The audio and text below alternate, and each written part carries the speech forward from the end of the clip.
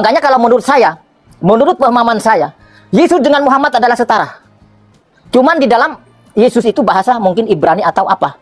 Tapi jelas nama Muhammad bahasa daripada Arab. Itu jelas. Mem, ha, mem, del, Muhammad. Dan mem ini merujuk ke apa? Ini gambaran. Apa ke kepala manusia? Ha ini apa ke dada manusia? Mem ini apa ke di mana? Nah, ini kajian saya tak akan pernah buka. Makanya itu yang dikatakan Muhammad dan Rasulullah. Jadi apa yang dikatakan RK, semua saya paham. Cuman saya tak ingin mengusi atas keimananmu, karena keimananmu melalui Alkitab, dan Alkitab melalui bahasa Ibrani. Saya tidak mengerti tentang hal itu. Tapi kalau menceritakan tentang Tritunggal, apa yang dikatakan RK, Mas RK, saya lebih paham. Salam saudara yang dikasihi Tuhan, salam damai sejahtera bagi kita semua. Jumpa lagi bersama saya di channel ini. Bagaimana kabarnya saudara? Doa dan harapan saya saudara yang menyaksikan video ini dalam keadaan sehat-sehat saja. Amin. Ya, di kesempatan kali ini saya ingin mengajak kita semua untuk sama-sama kita menyaksikan satu lagi video diskusi lintas iman atau debat terbuka yang seru teman-teman ya, antara apologet Kristen yaitu Bang RK melawan seorang Bapak Islam. Ya, Bapak Islam ini menurut saya ilmunya atau logikanya melebihi si Juma dan Ustadz Nandar teman-teman ya. Ya teman-teman sekalian, diskusi ini tentunya bertujuan untuk mencerdaskan dan saling belajar. Dan juga diskusi ini tidak bermaksud untuk menjatuhkan ataupun mencederai setiap agama masing-masing. Begitu teman-teman ya. Kalau berani bertanya, harus siap juga untuk ditanya. Begitu ya.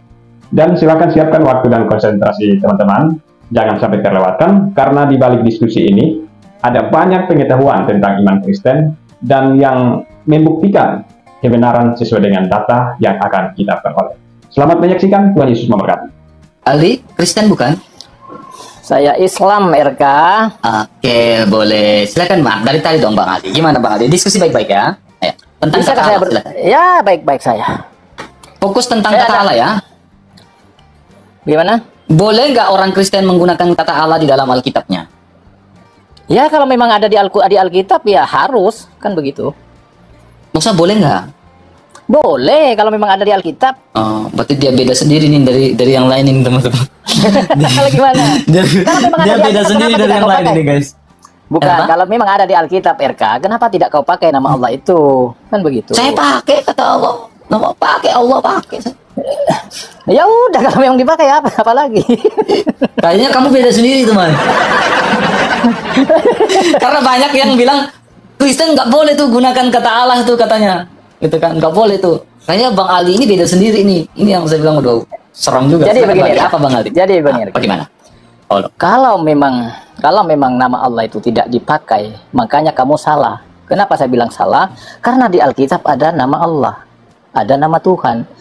Dan itu nama-nama itu semua harus dipakai karena hanya itu nama panggilan, ya, panggilan. Mantap. Jadi kalau menurut ini saya, perlu nih Nandar dengar nih masalah kayak gini perlu nih. Nandar, kau dengar nih Aldi kayaknya cerdas banget nih Nandar. Nah, jadi tidak perlu lagi saya berdiskusi dengan Nandar. Soalnya Aldi seorang non Kristen saja sudah mengatakan bahwa orang Kristen boleh tuh menggunakan kata Allah. Jadi Aldi udah gak radikal si Aldi ini teman-teman. Dia memang luar biasa. Jujurnya itu luar biasa. Mantap Bang Aldi, silakan lanjut. Tapadol. Okay. Makanya selalu saya komplain RK tentang masalah juga bagi orang-orang Kristen. Dia tidak mengakui nama Allah. Ini pernah saya koreksi ini. Dan saya pernah tanyakan kepada orang-orang Kristen juga di room-room Kristen. Kenapa mereka kebanyakan tidak memakai nama Allah, tapi mereka banyak memakai nama Tuhan. Sedangkan di Alkitab sudah jelas ada nama Allah, ada nama Tuhan. Makanya harus pahami apa yang dimaksud Allah dan apa yang dimaksud Tuhan. Nah, betul tuh Aldi. Gas, betul. Sekarang Bang Aldi, apa arti Tuhan Bang Aldi? Silakan. Baik ya. Kalau menurut keyakinan Islam ya, yang dikatakan Tuhan itu ada tiga. Ada tiga kekuasaan di dalamnya yang nama Tuhan. Sedangkan kalimat Allah ada 4 ya. Ada 4 kekuasaan di dalamnya. Makanya itulah bedanya di antara kalimat Allah dan kalimat Tuhan. 3 ini apa saja, Bapak, Putra, dan Roh Kudus atau bukan? Yang 3 ini, oh silakan. Roh, jiwa, jasad. Jiwa, 3. jasad. Itulah Tuhan. 3. Itu sama-sama berkuasa. Mantap. Ya. Yang 4, yang Allah, yang nama Allah merujuk kepada 4. Jasad, jiwa, ruh, rahasia, sir, kata Islam. Inilah nama Allah. Kenapa harus 3, Bang? Jadi di antara orang menyebut nama Tuhan itu tidak salah. Dan mereka menyebut nama Allah itu pun juga tidak salah. Ya. Makanya kedua-duanya harus pakai sesuai dengan pemahaman mereka masing-masing. Kenapa harus 3, Bang? 3 itu merujuk kepada wujud Tuhan, wujud Allah. Ya. Terus? Kalau yang 4 merujuk kepada laisa kamitslihi syai'un, tidak bisa diperlihatkan yang namanya Allah. Betul, saya sepakat. Saya sepakat. Itu harus dipahami baik dalam Bang. Islam maupun orang Kristen. Ini harus dipahami. Saya sudah sepakat itu. Kenapa gini? Gini, saya sedikit sepakat. Gini, saya pun mengenal bahwa Allah yang tidak serupa dengan makhluk, yaitu Allah yang batin. Tapi saya mengenal Tuhan yang zohir juga. Saya sepakat. Jangan baca komen. Tatap mata RK. Buka mic-nya, Abang. Mic-nya dibuka, Abang Aldi. Saya sepakat. Terus, sekarang yang menjadi permasalahan saya mengenal Allah yang batin. Allah yang memang tidak berwujud. Tapi saya berbicara tentang wujud dan rupa itu 2 hal yang berbeda. Karena di dalam bahasa Ibrani namanya demut. Oke? Ketika saya mengenal Allah yang tak terlihat, Allah yang tak berwujud, di dalam 1 Timotius pasal 6 ayat 16 mengatakan, Alkitab mengatakan bahwa Allah itu bersemayam dalam terang yang tak terhampiri. Yohanes pasal 1 ayat 18, tidak seorang pun dapat melihat Allah. Karena Allah itu bersemayam dalam terang yang tak terhampiri. Saya sepakat akan hal itu. Tetapi saya pun memahami dan mengenal tentang Allah yang betul-betul zohir. Allah yang tampak. Jadi, mengapa menurut Bang Aldi? Mengapa harus 3, Bang Aldi? Kenapa tidak 4? Kenapa tidak 5? Kenapa memahami Allah itu harus 3? Baik. Silakan, Bang Aldi. Apa dong? Jadi yang dimaksud 3 di situ, saya katakan dari awal. Yang 3 itu merujuk kepada 3 kekuasaan. Ya. Yang 3 ini sama-sama berkuasa. Karena apa? Karena yang 2 ini berwujudan atau sifat Allah itu sendiri yang menjadi 2 bagian. Tapi mana yang dimaksud Tuhan yang 1, yang namanya berkuasa? Maka itu harus disembah. Jangan sampai yang menyembah kedua ini, karena ini anak daripada Tuhan yang 1. Seperti anak lah, saya contohkan anak lah dulu. Tapi anak kan Allah bukan beranak ya. Ini saya perumpamakan dengan anak manusia lah, contohnya seperti itu biar analoginya seperti itu. Jadi jangan sembah 2 ini. Karena 2 ini walaupun berkuasa, bisa dia merubah-rubah yang dikatakan iblis atau bisa dikatakan para malaikat. Ya. Jadi ini kekuasaan ini kuasa juga yang 2 ini. Tapi kekuasaannya bisa berubah-ubah. Tapi yang 1 tidak akan pernah berubah. Sampai kiamat pun. Nah, ingat ya. Baik Islam maupun Kristen jangan sampai menyembah ini. Harus yang ini. Karena ini sama-sama berkuasa. Itu yang dikatakan Tuhan. Oke, saya tangkap. Betul. Gini, Bang. Saya suka nih pemikiran kamu. Di dalam Alkitab, di dalam kitab Yohanes, Alkitab mengatakan, sembahlah Allah di dalam roh dan kebenaran. Karena di dalam 1 Korintus 8 ayat 4, dalam Bible Arabic mengatakan, La ilaha illallah, Allahul Ahad. Kami menyembah Allah di dalam roh dan kebenaran. Kami tidak menyembah lain, kami menyembah Allah di dalam roh dan kebenaran. Sang Hua itu. Sang Hu itu. Jadi kami orang Kristen menyembah Sang Hu yang ada di dalam roh dan kebenaran. Yang bersemayam dalam kebagaimanaan dia. Seperti apa dia dan bagaimana dia. Kami menyembah itu. Seperti kata Alkitab. Nah, tetapi menurut Alkitab juga dalam 1 Korintus 8 ayat 4. Ayat 6. Hanya ada satu Allah saja, yaitu Bapa. Hanya ada satu Tuhan saja, yaitu Yesus Kristus. Tetapi orang Kristen menyembah Allah dalam kebagaimanaan itu. Ya tentu Allah yang memiliki firman-Nya. Karena kami orang Kristen tidak mungkin menyembah Allah yang tidak memiliki firman. Kami orang Kristen akan menyembah Allah yang memiliki firman-Nya yang berkuasa. Makanya, kami menyembah Allah, Yesus itu adalah Sang Firman, Sang Logos, Hologos. Dan Yesus berkata, aku dan Sang Bapa adalah Echad, anak Nuh. Kami adalah Esa. Karena kami menyembah Allah yang memiliki firman. Hanya ada satu Allah saja, yaitu Bapa. Dan hanya ada satu Tuhan saja yang berkuasa, yaitu Yesus. Manusia disebut sebagai Tuhan enggak? Tuhan. Ketika Adam diciptakan, hendaklah engkau berkuasa atas burung-burung di udara, hewan-hewan melata. Adam berkuasa, disebut sebagai Tuhan, disebut sebagai Tuhan. Manusia punya tanah, disebut sebagai Tuan tanah. Tetapi hanya satu Tuhan yang berkuasa di atas langit maupun di bawah kolong langit ini. Makanya dia disebut sebagai Tuan segala Tuan, Raja segala Raja, the King of the King. Tetapi penyembahan sempurna kami adalah di dalam roh dan kebenaran. Hanya ada satu Allah saja. Sehingga orang Kristen memahami La ilaha illallah Allahul Ahad. Tafadhol Aki, silakan. Pelan-pelan kita masuk. Ya, benar sekali. Makanya kalau di dalam Islam RK ya sudah cukup La ilaha illallah Muhammad Rasulullah.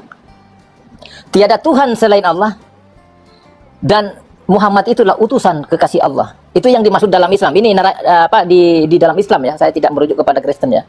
Karena tentu berbeda Anda. Ya. Jadi yang dimaksud La ilaha illallah Muhammad Rasulullah, aku tersendiri. La ilaha illallah, aku masih sendiri, kata Allah. Nah, di kesendirian Allah ini tidak pernah diperlihat. Terkecuali wa asyhadu anna Muhammadar Rasulullah. Itulah wujudku, kata Allah.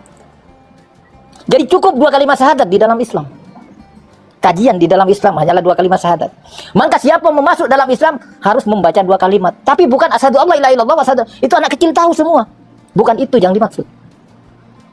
Nanti orang Kristen masuk ke dalam Islam suruh baca asyhadu alla ilaha illallah wa asyhadu anna Muhammadar Rasulullah, sementara dia masuk ke dalam, tidak cukup itu.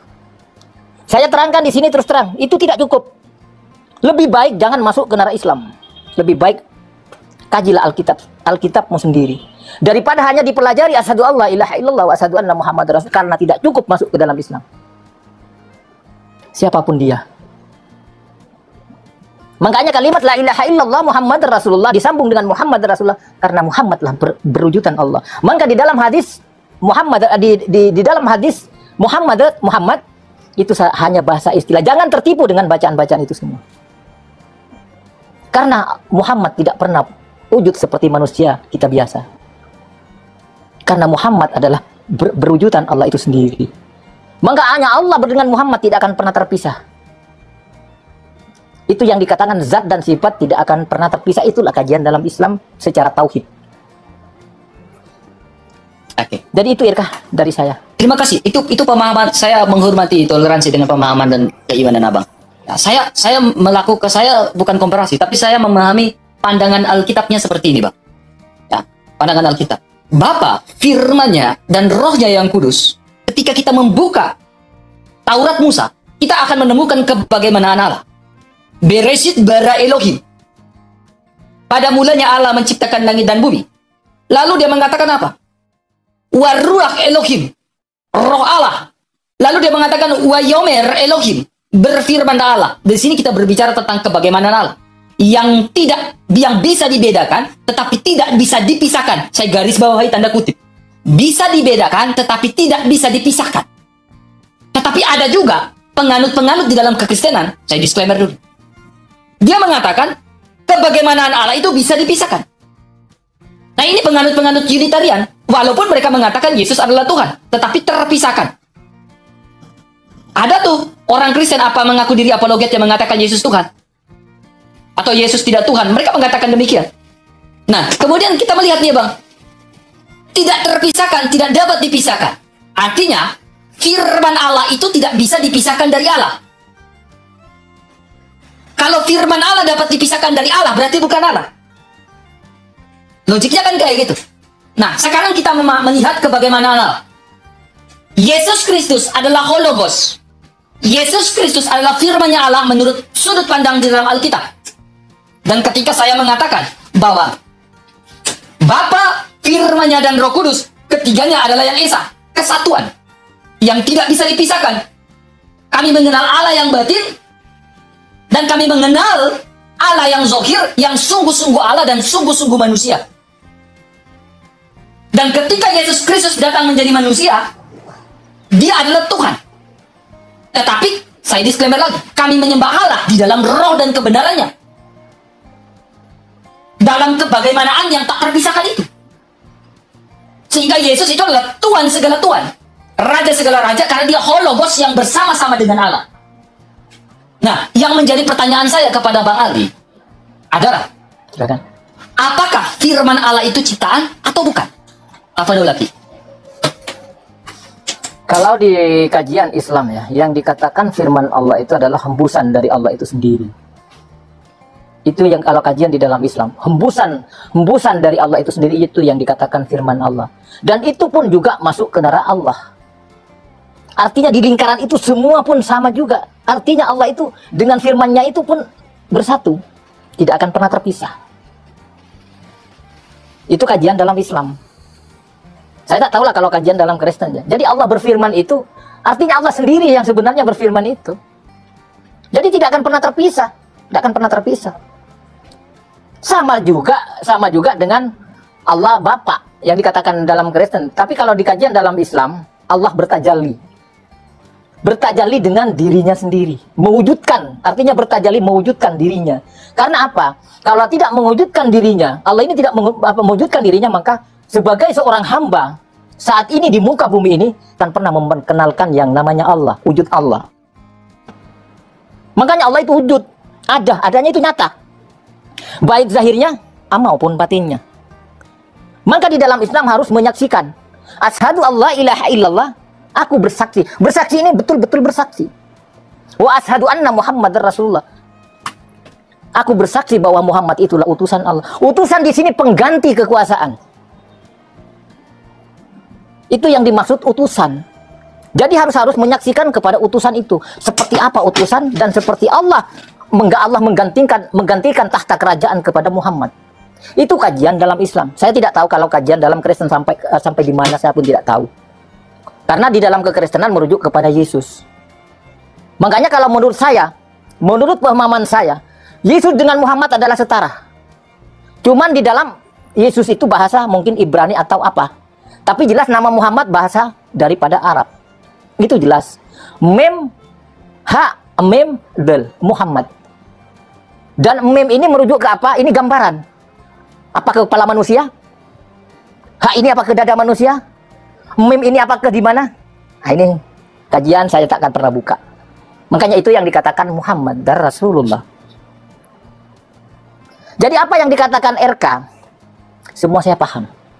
Cuman saya tak ingin mengusi atas keimananmu, karena keimananmu melalui Alkitab, dan Alkitab melalui bahasa Ibrani. Saya tidak mengerti tentang hal itu. Tapi kalau menceritakan tentang Tritunggal, apa yang dikatakan RK, Mas RK, saya lebih paham. Cuman saya tidak akan pernah menjelaskan tentang wujud Allah secara zahir. Saya sampai di sini untuk mengatakan sama kalian, karena ini tidak bisa diungkapkan. Para ulama saya pun saya tak akan pernah mengungkapkan itu. Maka saya sangat-sangat menghargai ulama-ulama saya se-Indonesia. Dan ilmu ini tak pernah diungkapkan sama sekali secara terbuka. Bukan tidak bisa diungkapkan, tapi tidak bisa diungkapkan secara terbuka. Ini sangat-sangat rahasia. Maka bagi orang-orang Islam yang ingin tahu tentang wujud Allah zahir maupun batin, carilah guru. Benar-benar guru tentang kerohanian kalau ingin tahu. Jangan hanya baca bahasa Arab, tidak akan pernah melihat, tidak akan pernah menemukan kebenaran Al-Qur'an, dan tidak akan pernah menemukan kebenaran hadis. Apalagi kitab-kitab yang lain.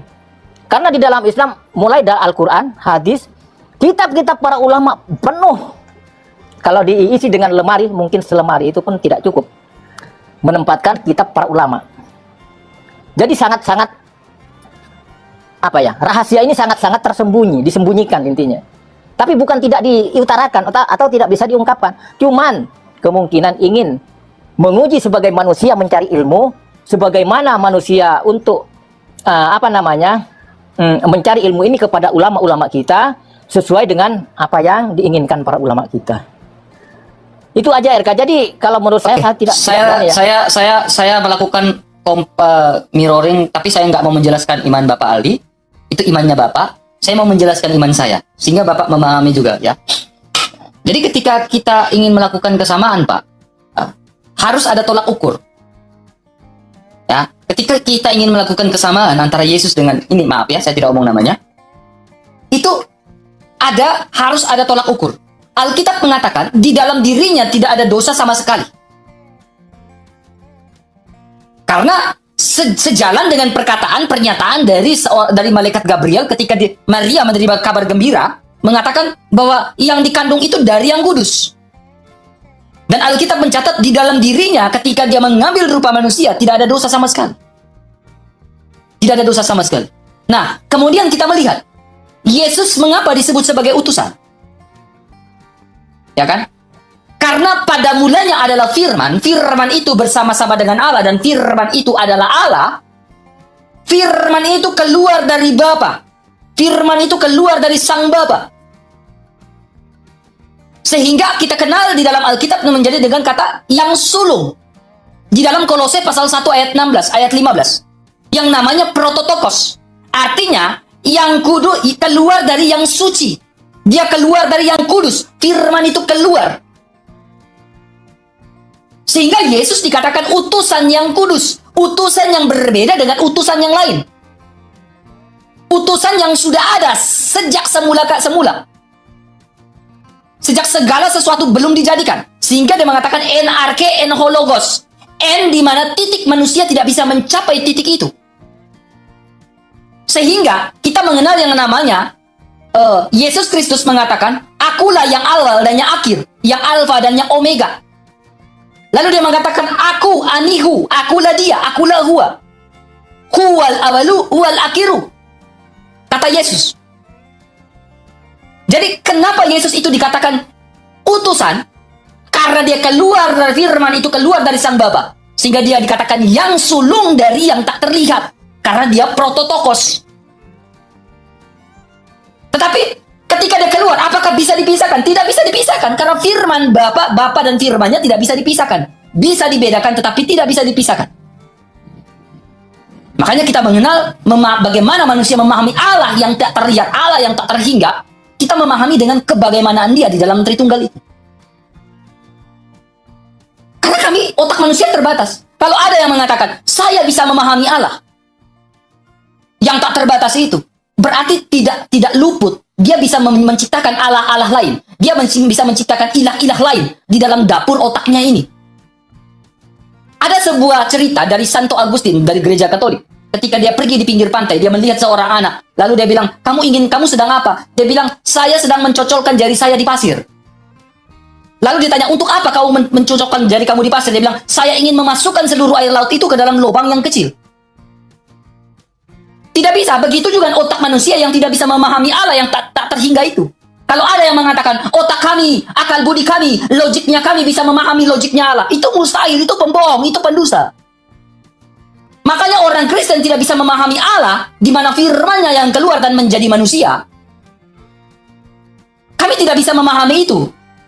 Kalau kami bisa memahami, mengapa demikian? Kok bisa? Tetapi Alkitab mencatat, karena kasih Allah itu begitu besar. Tafadol, Bang Aldi, silakan. Iya, kalau di Islam ya, kajian tentang Muhammad ini sebenarnya adalah banyak kitab-kitab yang menjelaskan tentang Muhammad ini yang sebenarnya. Sedangkan di Al-Quran tidak pernah dijelaskan bahwa Muhammad itu adalah perwujudan Allah itu sendiri. Tidak pernah dijelaskan itu, karena sangat-sangat dirahasiakan. Tapi di kitab-kitab lain, di kitab para ulama pun banyak yang menjelaskan itu. Makanya di kitab-kitab yang lain, Allah mengatakan kepada Muhammad masa itu, seandainya karena bukan kau Muhammad, langit dan bumi tak akan kuciptakan. Karena kalau bukan karena Muhammad, Roh Allah ini sendiri tak akan pernah bisa tertabung kalau bukan karena Muhammad. Maka Allah mengatakan di dalam hadis juga, seandainya bukan karena kau Muhammad, langit dan bumi serta isinya tak akan ku pernah ciptakan. Nah, makanya di kajian Kristen saya pun tidak tahu tentang sejarahnya Yesus, tapi ini sejarahnya Muhammad. Maka mari kita sama RK, maka saya katakan dari tadi, Yesus dengan Muhammad adalah setara bagi pemahaman saya. Makanya saya tak akan pernah mengusik atas keimanan Anda, dan Anda tidak akan pernah mengusik kalau dengan saya keimanan saya. Makanya di dalam perbedaan ini saya mencari kesamaannya. Karena Yesus dengan Muhammad itu adalah simbol nama doang. Karena Allah sebenarnya tidak akan pernah ada nama. Tidak akan pernah nama. Tidak akan pernah ada nama. Yang namanya Allah itu adalah nama panggilan. Seperti RK. Kalau RK tidak ada nama, saya mau nyebut apa dengan RK? Dan RK kalau tidak ada nama, bingung juga akan menjawabnya apabila dipanggil seseorang. Itulah namanya Allah, itu pun juga seperti itu. Jadi orang Islam jangan pernah menyembah nama Allah. Ya, kalau orang Islam menyembah nama Allah, itulah perbuatan-perbuatan syirik. Ya. Begitu juga dalam Kristen, jangan sampai menyembah Tuhan, karena Tuhan adalah nama daripada panggilan itu sendiri. Itulah keimanan saya. Jadi saya tak, walaupun orang Islam tak akan pernah nyembah Allah, tidak akan pernah saya. Tapi yang saya sembah aja adalah yang punya nama. Sedangkan yang punya nama tidak ada nama. Makanya saya asyhadu alla ilaha illallah, tiada Tuhan, aku bersaksi tiada Tuhan selain Allah. Wa asyhadu anna Muhammadar Rasulullah, aku bersaksi bahwa Muhammad itu jadi utusan Allah. Aku bersaksi di dua kalimat syahadat ini. Jadi aku macam manapun goyangnya diajak keimanan orang lain, aku tak pernah goyang. Karena aku sudah menyaksikan tentang adanya Allah dan tentang adanya utusan. Makanya sampai di sini saya bisa menjelaskan tentang keimanan saya kepada RK. Saya tidak bisa menjelaskan secara sampai ke ujung ya. Sampai ke ujungnya saya tidak bisa, maaf saya. Saya hanya sampai di sini batas-batas saya untuk menjelaskan. Jangan dulu, kita lanjut Bang. Seru, saya seru ini. Ayo. Saya korek terus, kita sama-sama. Tidak bisa Bang Irka, maaf saya. Maaf saya Bang Irka, kalau mengkorek-korek tentang hal itu saya maaf, karena saya menghargai ulama-ulama saya di sana. Ya. Seru loh ini ya, serius. Saya ulama-ulama saya tidak menjelaskan seperti ini Bang Irka. Coba bayangkan Bang Irka, para ulama-ulama kita bukan hanya puluhan ribu muridnya, tapi jutaan ribu. Dan ini tidak pernah diungkapkan di pondok-pondok pesantren. Ingat, karena apa? Ilmu ini bukanlah ilmu sembarangan. Ya. Jadi maaf, 1000 maaf saya kalau ingin Bang RK mengkorek-korek tentang sampai ke ujungnya, saya tidak bisa. Oke, boleh saya tanggapi dulu Aki. Tapi saya tidak menanggapi yang apa yang Aki sampaikan. Saya menanggapi menurut keimanan saya. Boleh Aki? Oke, syukron. Begini Aki. Yang Aki jelaskan tadi, ini berbicara tentang nama adalah pribadi nama ini. Saya tidak menyembah nama itu. Karena saya berbicara di sini adalah pribadi yang hadir dan aktif. Oke? Ini dalam. Saya tidak menyembah nama itu ya. Seperti kata Aki ya. Tapi menyembah pribadi yang hadir dan aktif. Ya. Ketika Musa di atas gunung, dalam Taurat, Musa bertanya, siapakah engkau? Siapakah engkau, kata Musa. Tapi dia bilang begini, aku ya aku. Aku adalah aku. Ehye eser ehye. Ya aku. Aku tidak ada. Akhirnya aku ya aku ini ya merujuk pada sebuah manusia yang ingin membedakan Allah itu dengan Allah-Allah lain. Aku ya aku, tetapi si aku ini adalah mereka membuat sebuah proper name ya dengan 4 huruf itu, yaitu Yod He dan Wahe, ya, sebagai nama yang suci untuk membedakan Allahnya ini Allah dengan Allah yang lain. Sehingga di dalam Alkitab kita melihat dengan Yod He Wahe ini ada ini dengan kata Hayah. Hayah ini artinya he was. Yang kita lihat di dalam Yohanes 1 ayat 1 dalam Haberitnya. Beresit Hayah Hadavar. He was artinya dia itu sudah ada. Kemudian kita kenal dengan namanya Hove. Hove ini he is, dia adalah siapa? Kemudian kita kenal dengan namanya Yihye, yang artinya dia itu akan seperti apa? Dia itu seperti apa? Dari si aku ini yang kita tarik, yang kita kenal dengan Haya, Hove, dan juga Yihye. Sehingga Beresit Haya Hadafar, pada mulanya adalah firman. Sehingga kita kenal dengan Tuhan segala Tuhan. Karena dia itu adalah Yihye, dia itu adalah Hove, dia itu adalah Haya.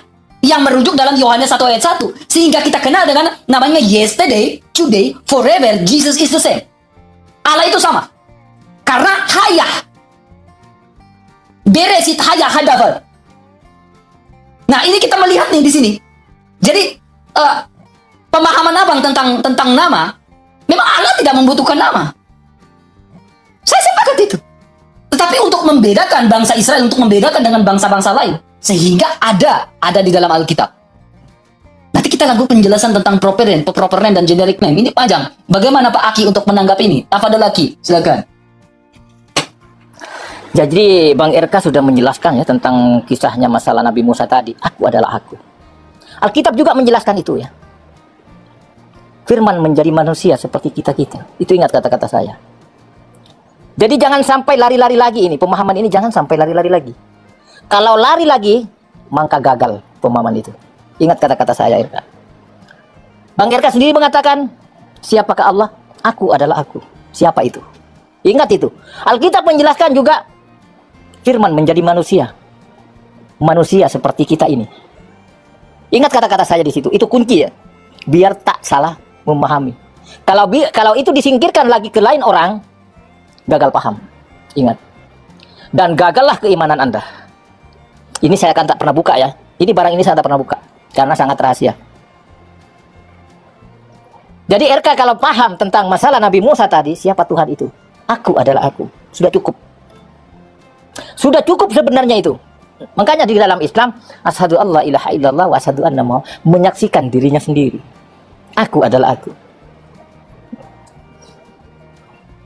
Itu RK. Jadi saya mohon maaf kepada Bang RK, saya sudah sangat-sangat hormat kepada Anda.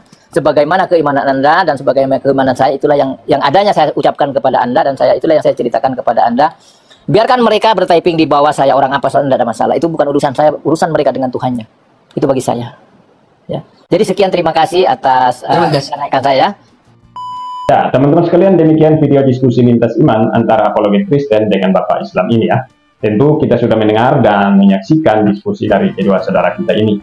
Semoga apa yang sudah mereka bagikan bagi kita dapat menjadi berkat bagi kita semua. Tuhan Yesus memberkati. Shalom.